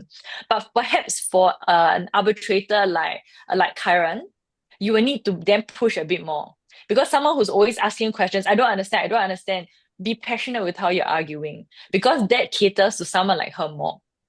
Yeah, so you can already see between me and Kyron, there's already a difference. And you then have to cater, that comes with mooting style and your own idiosyncrasies and how you moot. But I can tell you the first SAM moot that happened, I was the coach for the Zurich team. The only reason why we lost was because they were not passionate enough. Because for both, all the judges have said they're equally good. Yeah, what differentiates you is the ability to then address the arbitrators' interests in what they want, with the passion they want to hear, or on the flip side, how calm and thoughtful and well thought of you can be. So there are arbitrators in sports arbitration, there are both. You just need to figure out which one you're speaking to. Yeah. Okay. So that's my general observations. Okay, let's go substantively. First and most fundamental, request for relief. So this is something that you have to state out from the outset very, very clearly, especially for the appellant, because we really need to know what you're asking for. Okay, and also for the respondent, right? Like you have to phrase it in such a way. Remember, this is an appeal. So an appeal means you are making a request to overturn or uphold. So you have to use this term. The appellant is requesting for the entire or partial overturn of the decision of the JC. And then you go on to what you're requesting for. The respondent is always, we're asking you to uphold the decision of the JC in entirety, or if you're going to change something, change it. Yeah, so you have to use this phrase because it's not like, oh, we're asking for 2 years. No, we're asking you first to overturn the decision. And then what are you asking to overturn? Okay, so it's always it's an appeal. Appeal always works that way. You don't just ask for your original request. Okay, but the good thing is, CAS hears things de novo, which means that you can ask for everything within the award to change. Right? It's not like, oh, you only hear me on substance of law or issues of law and not issues of facts like what we have in courts. Here we hear de novo, everything changes. So that in itself, you don't have to address it, but to keep in mind that even if you're asking for an overturn or you're appealing on something, you can ask for everything. Okay, so let's address the appellant's point first. And I think I told you guys this, but the appellant's case is the most fun. Okay, like the respondent's case is so boring. And I really hope that if you make it in any way, you get the appellant's case. But you did not play your appellant's case card very well. Okay, and I say this because there's so much room to be creative in reframing the facts. Okay, but let's talk about reframing the facts later. First and foremost, your request for relief. You mentioned that you're going for 2 years. Can I ask why? Is it a decision or is something imposed on you? Like, it's not something that the SLAM organizers are telling you, right? Yes. No. No. Yeah. It's your decision. It's in the alternative kind of argument. So we Yeah, were yeah, just but that's not what you told me. You told me you only want 2 years and nothing else. at the stage that you asked me, right? It was a JQ. Yeah, I asked in general, what was your request? Okay. Yeah, but at the end, I pivoted back to the actual thing that we asked for is no ADRV even, then 0 years. But even if you find an ADRV, then it was not intentional, 2 years. Okay, so how you address those points beginning, you have to address me on structure. So when you went on about about innocent ingestion, you went on about your hair, your polygraph. To me, it's just, where is this being plugged into? Are you plugging this into intention, or are you plugging this into no significant fault or negligence? So you need to give people a structure so people know where you're plugging your facts into. Yep. Okay, so if I understand you correctly now, you are first arguing for the overturn of the decision in its entirety, and you're asking for 0 years. Okay, so what are you asking for? No significant fault or negligence, or no fault or negligence? We're asking that the anti-doping rule violation has not even been established by the Federation. Should be dismissed. Yeah. Okay, so this is the first argument. So the first argument is they did not establish. Okay, are you going for use or presence? Because you went on a lot about use. You're not addressing presence at all. So like I'll be addressing presence, and then he'll be establishing no use as well. Okay. Remember that presence is, in a Venn diagram, a presence is within use. You understand? So if someone is pursuing the charge of presence and use, it's because presence is within use. Okay, so always remember that. Okay. So you cannot really separate them out. They're not two different offenses. Okay. Yeah. So when you address an ADRV, conceptually, you must remember that the facts addresses both presence and use. So if I successfully charge you for presence, you will be successfully charged for use. You understand that concept now, right? Yes. But if I charge you for use and not presence, it's because I'm not relying on the AAF. I'm not relying on the adverse analytical finding. Yeah. So I'm only addressing you on use. How do you prove use without an AAF? It's things like, I have a witness, I have a whistleblower. I saw your syringe. We have evidence of the syringe with your DNA on it. Yeah, things like that are used, but without an AAF. Presence is only AAF and use. So when you're split it up, and when I keep hearing use, I'm just like, wait, I don't get it. Like presence, you're also addressing me on presence. It's together. But why you're addressing the issue on presence is you're addressing the reliability of the adverse analytical finding, Yes. both for sample A and for sample B. Okay, so you're challenging the processes. So you're looking at the international standard for laboratories. You're also looking at the international standard for result management. That would be the one you're relying on for the delay. So I don't think I didn't hear you speak about the IS for result management. Look a little into it. It's very comprehensive, but there you look into, then you say, okay, it's late because the international standard for result management says this. Yeah, so rely on sources. Yeah, not just say, oh, it's late and that's it. Yeah, okay, rely on sources. Yeah, there we challenge the laboratory results. So the idea of your point, Samantha, is to address the challenging the laboratory results, challenging them both based on Dr. Bjorn's conflict of interest, and we're also looking at Dr. Fair's inability to observe the entirety of the B sample opening, especially fraction 7. So that will be the point that you're emphasizing the most. That these are just the 2 points, but we are challenging the adverse analytical finding to both charges. So for both use and presence. So yeah, I guess you have to make it clear, or rather look through the facts to see what is being charged. Presence or use, I suspect is both. If it's only presence, then keep it to just presence. Then you don't have to go into use at all. Okay, actually, can you already check now for the facts of the case? Both. Is it presence or use? Both. It's both, right? Then addressing both ADRs.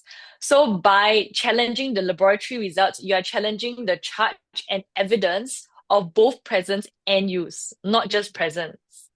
Okay, so remember, it's subset, not exclusive, not mutually exclusive. So conceptually, you have to remember that.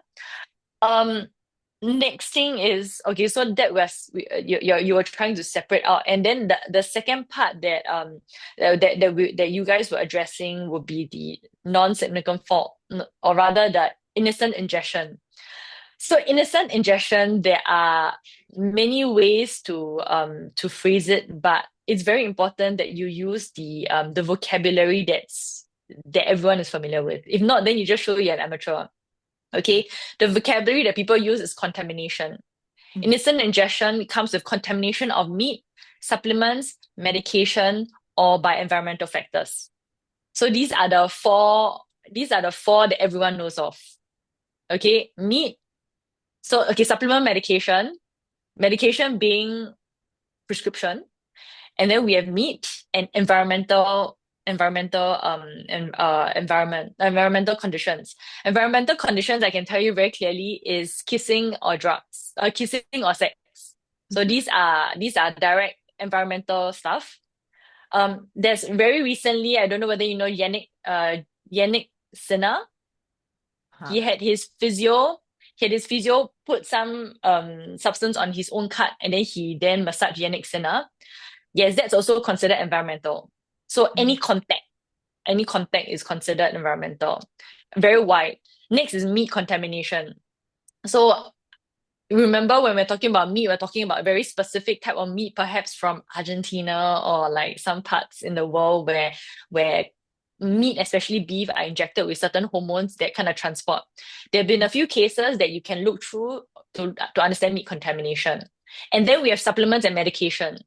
So medication being those that needs prescription, and supplements being everything else that you take that don't need prescription. Okay, here we're talking about supplements, but I think there's some mention of environmental there as well. But the idea is you're talking about innocent ingestion, contamination. These are the 4 conceptual sources that you must know. Okay, and then you explore it. When you're there, explore, because now of course you have the 35. Let me look at the facts. You have your 35 supplements. You have other mentions as well, right? I saw something about environmental. He said that the appellant's evidence is pharmaceutical. So pharmaceutical, we're talking about medication and or supplements, because supplements can also come from pharmacies. Meat, environmental. So he mentioned these. So the term contamination was not used, but these are terms of the concept contamination.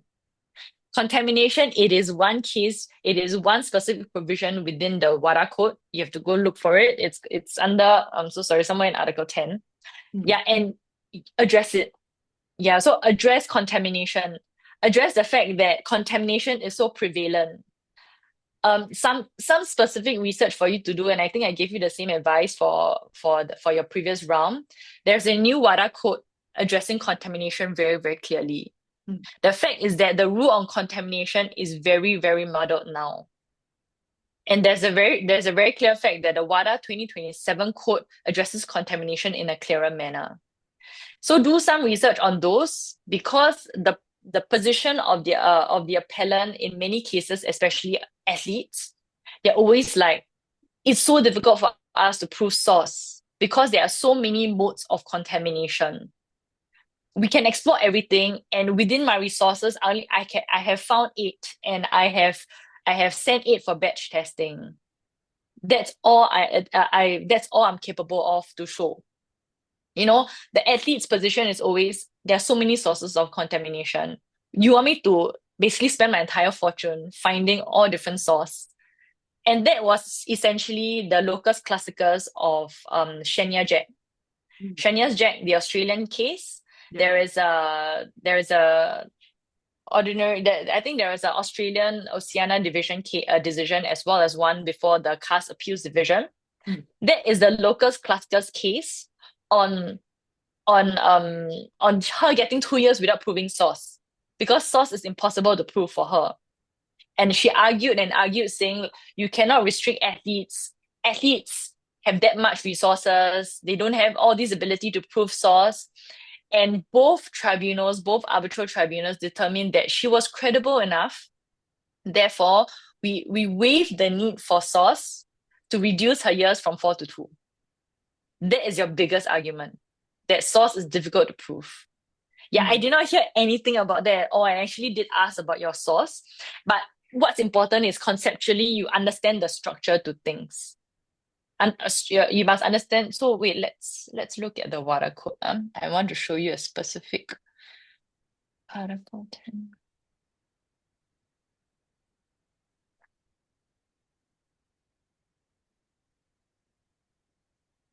Okay, so 10.2.1. Do you have the code in front of you? Not at this point. Okay, if you let me share screen, I'll show it to you. Okay, thank you. Kieran, can you help to... Okay. Oh yeah, I just accepted. Yep, thanks. Alex is here now. Hello, Alex. Okay, so you can see 10.2.1.1, right? Conceptually, you must realize that this cannot happen without source. So just now when you're arguing, and I only very specifically gave my comments on your 2 years because that's what I thought you were arguing for. 10.2.1.1. So this is your provision that you have to argue. So rely first on 10.2.1.1. So understand the structure. You have to also explain the structure, saying that first we are going to show that the ingestion was not intentional. And this is under 10.2.1.1 because our case does not involve a specified substance. And then here you have to say the athlete can the burden of proof is for the athlete to show that the ADRV was not intentional. And then go on to say that yes, there is a requirement for you to show source, but it's not possible for us. And then you show what you have done to ensure one thing, that you have done everything within your means to show that you have tried to find the source and you can't. Secondly is that I'm so credible, the athlete is so credible that it's not important to show source, because that is how Shania Jack managed to apply 10.2.1.1 without showing source. Okay, so you have to look. But what I wanted to emphasize is just the structure. You have to first show 10.2.1.1, and then once you're able to show that it's not intentional, that you managed to drop it from 4 to 2, then you've argued no significant fault or damage or negligence, and then you go down. Okay, so here I'm trying to structure what I can see is your argument for you. One is that we're showing your first request for relief is that there is the ADRV was not committed. So there's the AAF should be thrown out the window. Secondly, is if the AAF is not thrown out the window, you then have to show that it's not intentional. So we are reducing from 4 years to 2 years. So first you're asking for 0. And then after that, you're trying to reduce from 4 to 2 and then 2 to 0 on the assumption that the AAF is included on record. So from reduce from 4 to 2, you have to show that it's not intentional. From 2 to 0, you have to prove no significant fault or damages, no significant fault or negligence, or no fault or negligence. But no, Then I think you mentioned this in your previous case study before, the Selig decisions.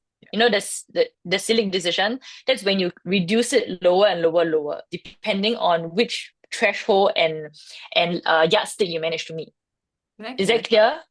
Yeah. For us, we didn't go for the no significant fault or negligence because it's possibly impossible for him to prove the source of the antidote, the ADRV. Yeah, but that is not about no significant fault or negligence. That is about intention. Mm. Yeah, so to prove source is the mandatory requirement to drop from 4 to 2, which is under 10.2.1.1. Then to drop from 2 down, then you go into the concept of no significant fault or negligence, or no fault or negligence. Yeah, so you have to first conquer the hurdle of the 4 to 2 first. Okay. Okay, then from 2 onwards down, then you go into the concepts of no significant fault or negligence. Okay, you have to kind of decide whether you want to stick with the no fault or negligence or no significant fault or negligence, because you kind of can't do both. Mm. You can do it on a spectrum, but very often it's a double-edged sword, because you say like, oh, there is innocent ingestion, but at the same time, like, you know, he didn't do this kind of things, but he did take this step, so therefore it's no significant fault. You just figure out yourself. But obviously, if I were you, I will go as low as possible, right? I'll go as low as possible. As the appellant, you ask for as low as possible. Ask for no fault. It's a very onerous task. If you think that you can meet the standards, then maybe you have a chance of winning. Mm. Okay, so what are some no fault or negligence traits? Start to reframe the facts. The most important, and I raised it to you already, the national governing body gave the appellant the substances except for the sequestration powder. Right? So for the 34 supplements, it was given by the national governing body.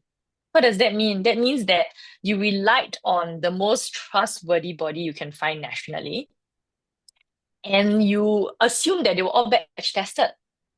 Right? You assume they were all batch tested by the national governing body because they are the national governing body. Yeah, what other facts you think you could add in?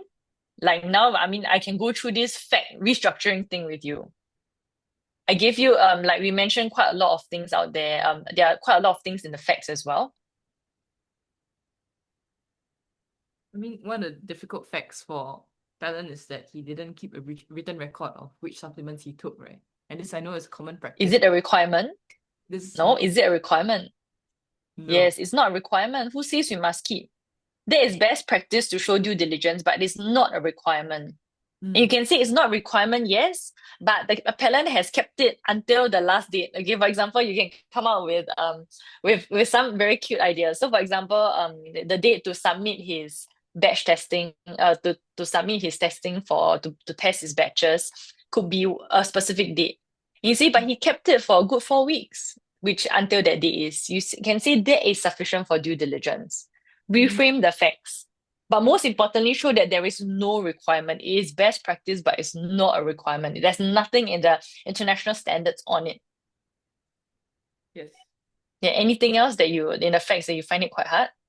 There was another one, which is that the player did not disclose the supplements on his doping control form when, like, 9 times out of 10 he did. So Yeah, that so tough. how would you reframe it then? But I was thinking about this, but it was just a funny idea. But like, I can 9 times out of 10 flush the toilet. Or maybe one time I was stressed and I was in a rush, so I forgot to flush. Doesn't mean that I intended to take it or intended not to. Exactly. Yeah, frame it that way. Frame it in a way that is suitable for your case. So for example, he can always say that it's already on the record that I've taken all these supplements before and after. Like there's no reason for me there's no reason for the appellant to choose not to disclose at a specific time. And then there were also some issues here on how the sample collection process was stressful and disruptive.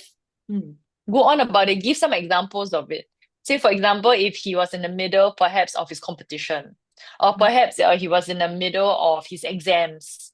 There are stressful, very relatable, stressful situations. Or, for example, if the doping control officer came at 5 a.m. in the morning and you had to catch a flight at 7, that is very stressful. There are very clear real life examples of how stressful doping control process is.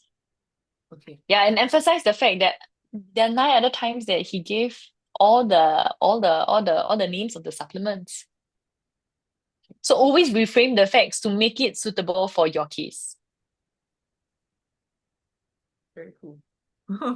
Very creative. Yeah. Yes. But that's why I say being the appellant is the most fun, because there you can differentiate yourself. Yeah, actually, this brings us to the point for respondent, which is that the facts they can be framed in a manner that can really help the appellant, but at most the first part, which is like establishing an anti-doping violation. Like if the moment the respondents, like the B sample is thrown out, right? The respondent has an uphill battle to prove use. Yeah, because a lot of cases But you see, no one's gonna make a decision on the B sample being thrown out. You have to address it on every point. Right? I think that's the beauty of mood, right? You don't just say, oh, what if this decision is made? The decision is not going to be made. You address the tribunal on every point you can find. But would Yeah. you And the good thing about the appellant is you get to, this is something that I think you might only understand when you go into practice, but as a claimant or appellant of the case, you frame the case. So for example, if you're the appellant, you frame the case in a particular manner.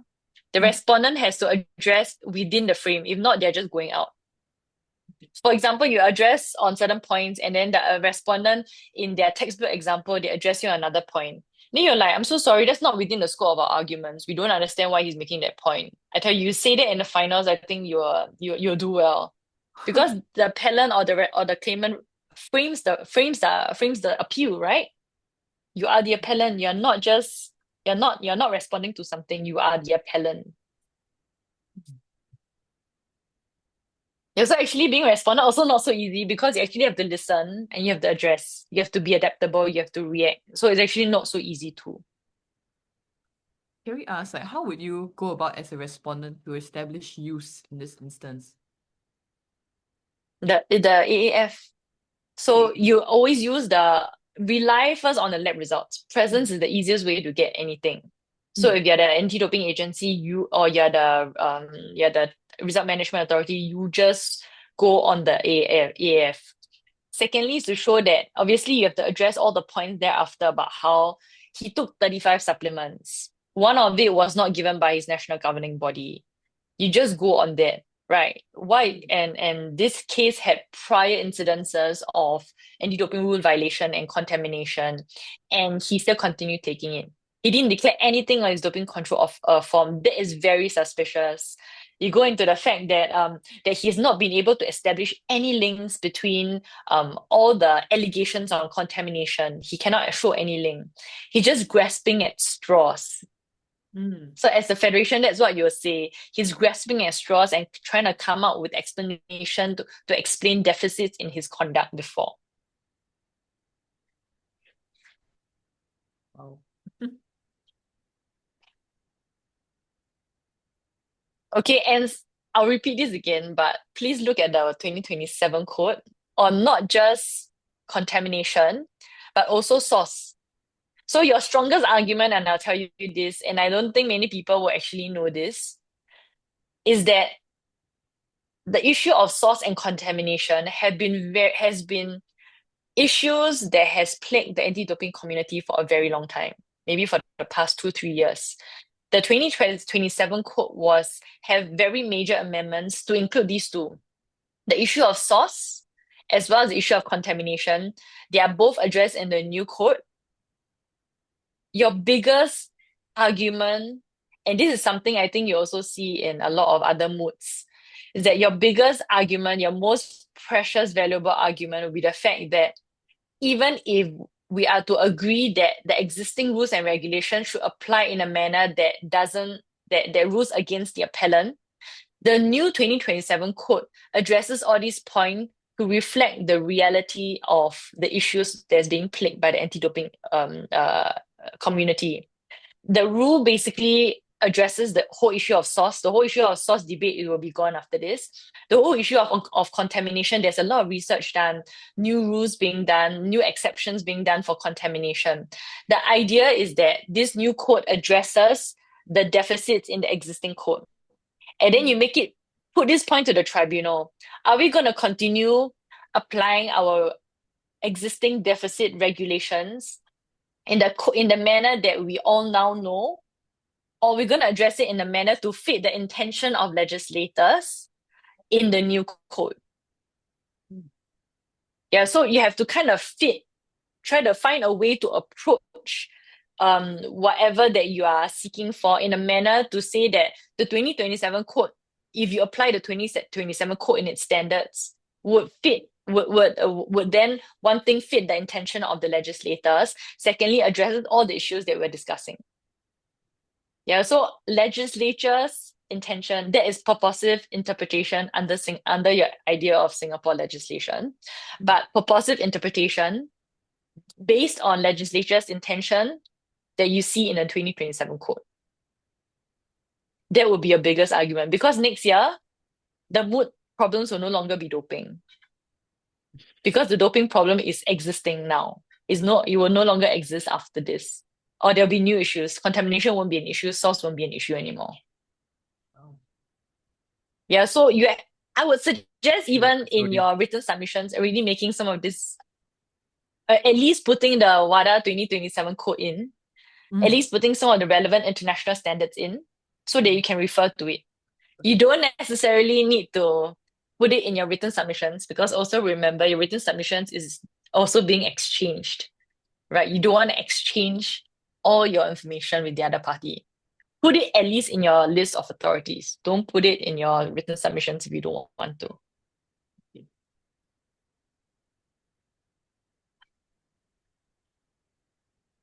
Okay, what else? Do you have any questions based on what I've said? I think I have a question on the part of prejudice, whether it's because at least for the appellant, I found myself framing the issue as like whether the one I sent I talked about the causative link. So I was just wondering, because I don't really have a good idea about what actually prejudice is, or like the reality of it. Yeah, I was just hoping to get. I mean, the reality of prejudice is just, if you tell me late, then I threw away the sample and then that's it.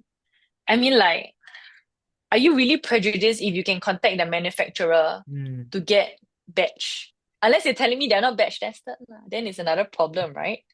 So as a federation, if you're arguing about prejudice, you can always say the person's not prejudiced. Even if they have thrown away their batches, they should be able to get batches from the manufacturers, or they should be able to get those from even their friends. Yeah, so the question is also always about batch testing. If they are not able to get from the manufacturers, is it because they are not batch tested? You understand batch testing, right? Yeah. Yeah, so batch tested, the manufacturers will often keep a batch in their midst. Unless you're telling me the supplement is like 5 years old, then maybe you can't find it anymore, but that will have expired. Yeah, if it's batch tested, you should be able to get the batches. Yeah, in terms of the athlete, honestly, this is quite a weakness lah. That's what I always think. But your biggest argument is there is no requirement for me to keep. Yeah, there's no requirement for me to keep. But obviously, that's due diligence. Like, it goes into whether or not you look like you have done it intentionally, or you look like you're not due diligence, that you're manifestly disregarding the risk of taking all these supplements by not keeping at least a small sample on your end. Would it also be right to say that technically, if you don't alert me as to a possible AF, then I wouldn't have anything to be suspicious about. So I just keep taking the supplement as I go on about my career, go on about my life. Then it just ends up finishing. Technically, that would be the prejudice, right? Because I don't know whether I should keep it. Yeah. That is a possible argument you can make. But then you have to decide on whether you want to give up your due diligence argument. Oh, Because your due diligence argument would then be to keep, it would then be to keep a small portion of it. Oh, I finished it, but you're supposed to keep a small portion. okay. Or at least get one or make the effort to contact your manufacturer for one. Mm. Yeah, because that's not found in the facts. Contacting the manufacturer is also due diligence, not requirement, right? It's due diligence. Yeah, no, there's no requirement there. But obviously, like, there's no other way to get. Yeah, so it becomes Yeah. a very established practice. Yeah. Yes. Okay, so in terms of psychotherapists, openness, honesty, and polygraph test, right? This you have to go at Shenya Jack. So Shenya Jack, I think her case, she had very significant number of evidence and expert evidence on her credibility as a witness. Okay, but this goes to credibility of your statement only. It doesn't go into anything else.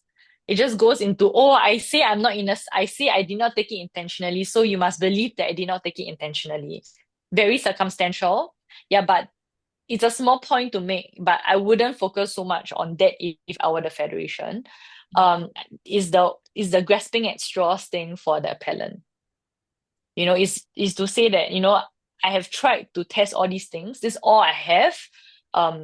And as an athlete with my limited resources and my perhaps inexperienced as a tested athlete, this is what I have to offer my credibility. So it works that way. But if I were the federation, I would dismiss it. I would say it's your word against ours. Like, you can say you're not intentional, but if there's a positive test on it, and also if you're unable to give me contradictory evidence against the AAF, why should we believe you? Mm. Mm.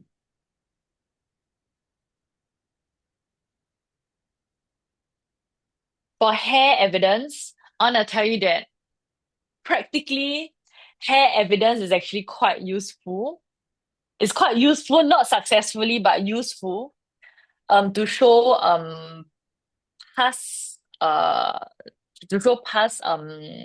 intake of certain supplements. I don't know whether you actually want to do this, but there's the hair expert before the cast is this guy called Professor Kins. Professor Kins is Right. basically the standard expert that everyone uses for hair.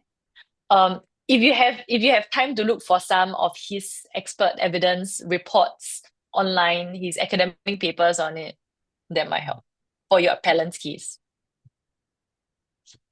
Professor Kins. Because that's all they gave, right? That He's is an just expert. they give expert evidence on the hair. Yeah. But if you can find expert evidence, who says your authorities can only be legal? It can also be scientific. Yeah. Yeah, but hair evidence only shows a particular thing. There's always things to challenge if you're the federation. Challenge chain of custody. Challenge the integrity of the expert that's giving the report.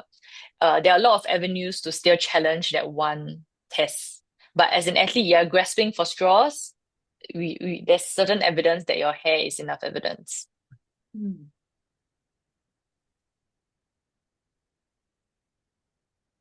Anything else? I think one last question I had was that where there is very few cases on it, like for example, independence and impartiality of the lab. I pretty much couldn't find a case on it. What should we do in that case? Go on first principles. Okay. Go on first principles.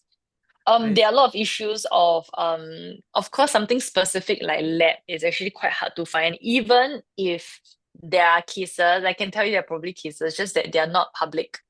Oh. Yeah, so they're not published awards, so you cannot use it. Very often, what happen is some of these result management authorities will ask for these awards not to be made public because it's shameful, right?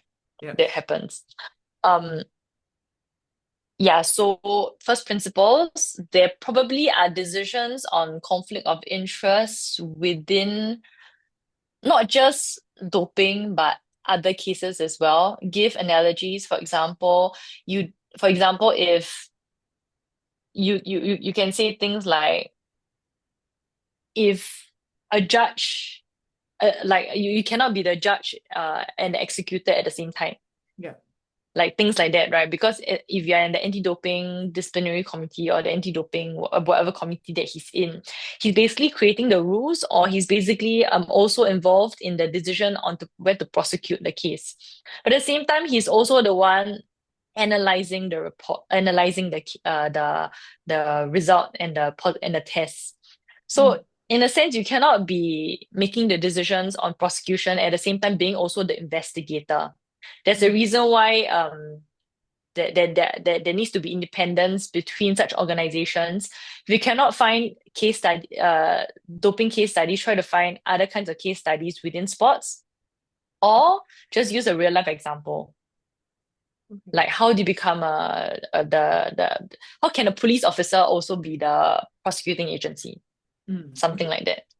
Yeah, find a relevant analogy on that. Thank you so much. Always very helpful. No problem at all. You are the reigning champions. But Not as Did much. you all also hear about Bjorn's class? yeah, some of our friends have been asking Yeah. about it. Yeah, so even Sports Singapore is asking, so we're trying to get it. We're trying to see if they will allow for external auditors, because Sports Singapore will send a few people to do the class as well. Wow. Good for you all to know. Yeah, it's because even the general counsels and the assistant general counsels of Sports Singapore, they say we don't know what sports law is. We're there to do construction contracts, sponsorship contracts, governance contracts, but that's about it. Yeah, but it's to understand international standards very well. Yeah, so that's what it takes. Yeah. So you should be very glad that SMU is willing to have something like that. Yeah, because I can tell you, I refused to approach SMU for many, many years because I'm an NUS alumni. Yeah, so I've approached NUS for many, many years, and they say we're not interested. Yeah, and SMU is only interested, I would say, is perhaps because of how well you guys have been doing at the Mood. The realization that there's an interest in this space. And SMU is basically the only university who's keen at this point. And now you guys can be the front runner in this. Yeah, so we're putting all our eggs into SMU. No pressure. Hopefully this can take off in terms of educating a generation, and then we'll have a generation of good sports lawyers in the future in Singapore. Wow. No pressure. Yeah. And I don't know whether you saw also, we're gonna have a sports law conference in Singapore in August. I saw on LinkedIn. Yeah. Wow. Sorry, yes. So it's on the 28th of August. Yeah, so this has been actually in the works for a long time. Like I've been trying to push for this for so long. And the only reason why we got in this year is because Edwin became Minister for Law. Before that, no one was interested. Yeah, it's only because Edwin became Minister for Law. Yeah, there was no other chance this could have happened because no one was interested in sports law. Wow. Yeah, and we're gonna make it happen. So soon, very soon, as you graduate and stuff, perhaps there'll be more opportunities for sports law. Yeah, A lot of interesting plans happening. I didn't even get, like, sports law sports law mood wasn't a thing during my time in school. I mean, It's it's not, really new. it hasn't been a thing until the last 5 Yeah. years. Yeah. So it's okay, Jordan. You missed out because it was a different time. Yeah, man, very sad. I mean, I was asked by Prof to do this. I mean, because I didn't actually have no background in sports law at all. But I asked to coach this team because, like, I ended up, he thought I would be, I could help, but I don't know. I don't know how much I'm helping. They're doing all the work, so it's good. Yeah. Thanks, Trading. Yeah, but so much of the interest for sports law in SMU is also a little bit because of Suryan, because of his Yeah. involvement in athletics. Yeah. Yeah. I mean, he's good lah. He's good. Yeah. Yeah. Yeah, Will you but be back in exciting August time. for the? Will you be back in August for the Yes, conference? of course. Yes, Yeah, I'm nice, chairing nice. this Wow. Opcom, so I have to be there. Nice. Yeah, but I'll already be back in May because Bjorn is teaching. Oh, Yeah, is but that I won't on be back for campus? the whole time. It's on campus, so he'll be there for the entire of May. Wow. Okay. Yeah, so but I'll be back only on the 15th, I think. I only come back halfway. I see. So I'll try to organize like my speakers to come in when I'm around. Yeah, so Bjorn will get to teach substantively for 2 weeks, and then Yeah. we'll have more like practical stuff when I'm around. Nice. Yeah. So And we'll this have teach interesting to- speakers. So I got Kok King to come. So Kok King is the advisor for SNOC, Raja and I Tan see. partner. Oh, Initially I wanted Sport Singapore to come, but then they're gonna audit the program. Likely I will also have Michael Huang to come to speak Oh. because he he has ju- had some experience. he Yeah, I'll judged get us Michael in Huang to yeah. come. he judged the team before. Oh yeah, nice. he told me, and then I was like, yeah, I'm gonna judge. I was gonna help you all a few days later because I met him also, but I think a day after he helped you all. So I get Michael Huang. I'll try to get Ben Tan to come. Yeah, so I think we have quite a good list of speakers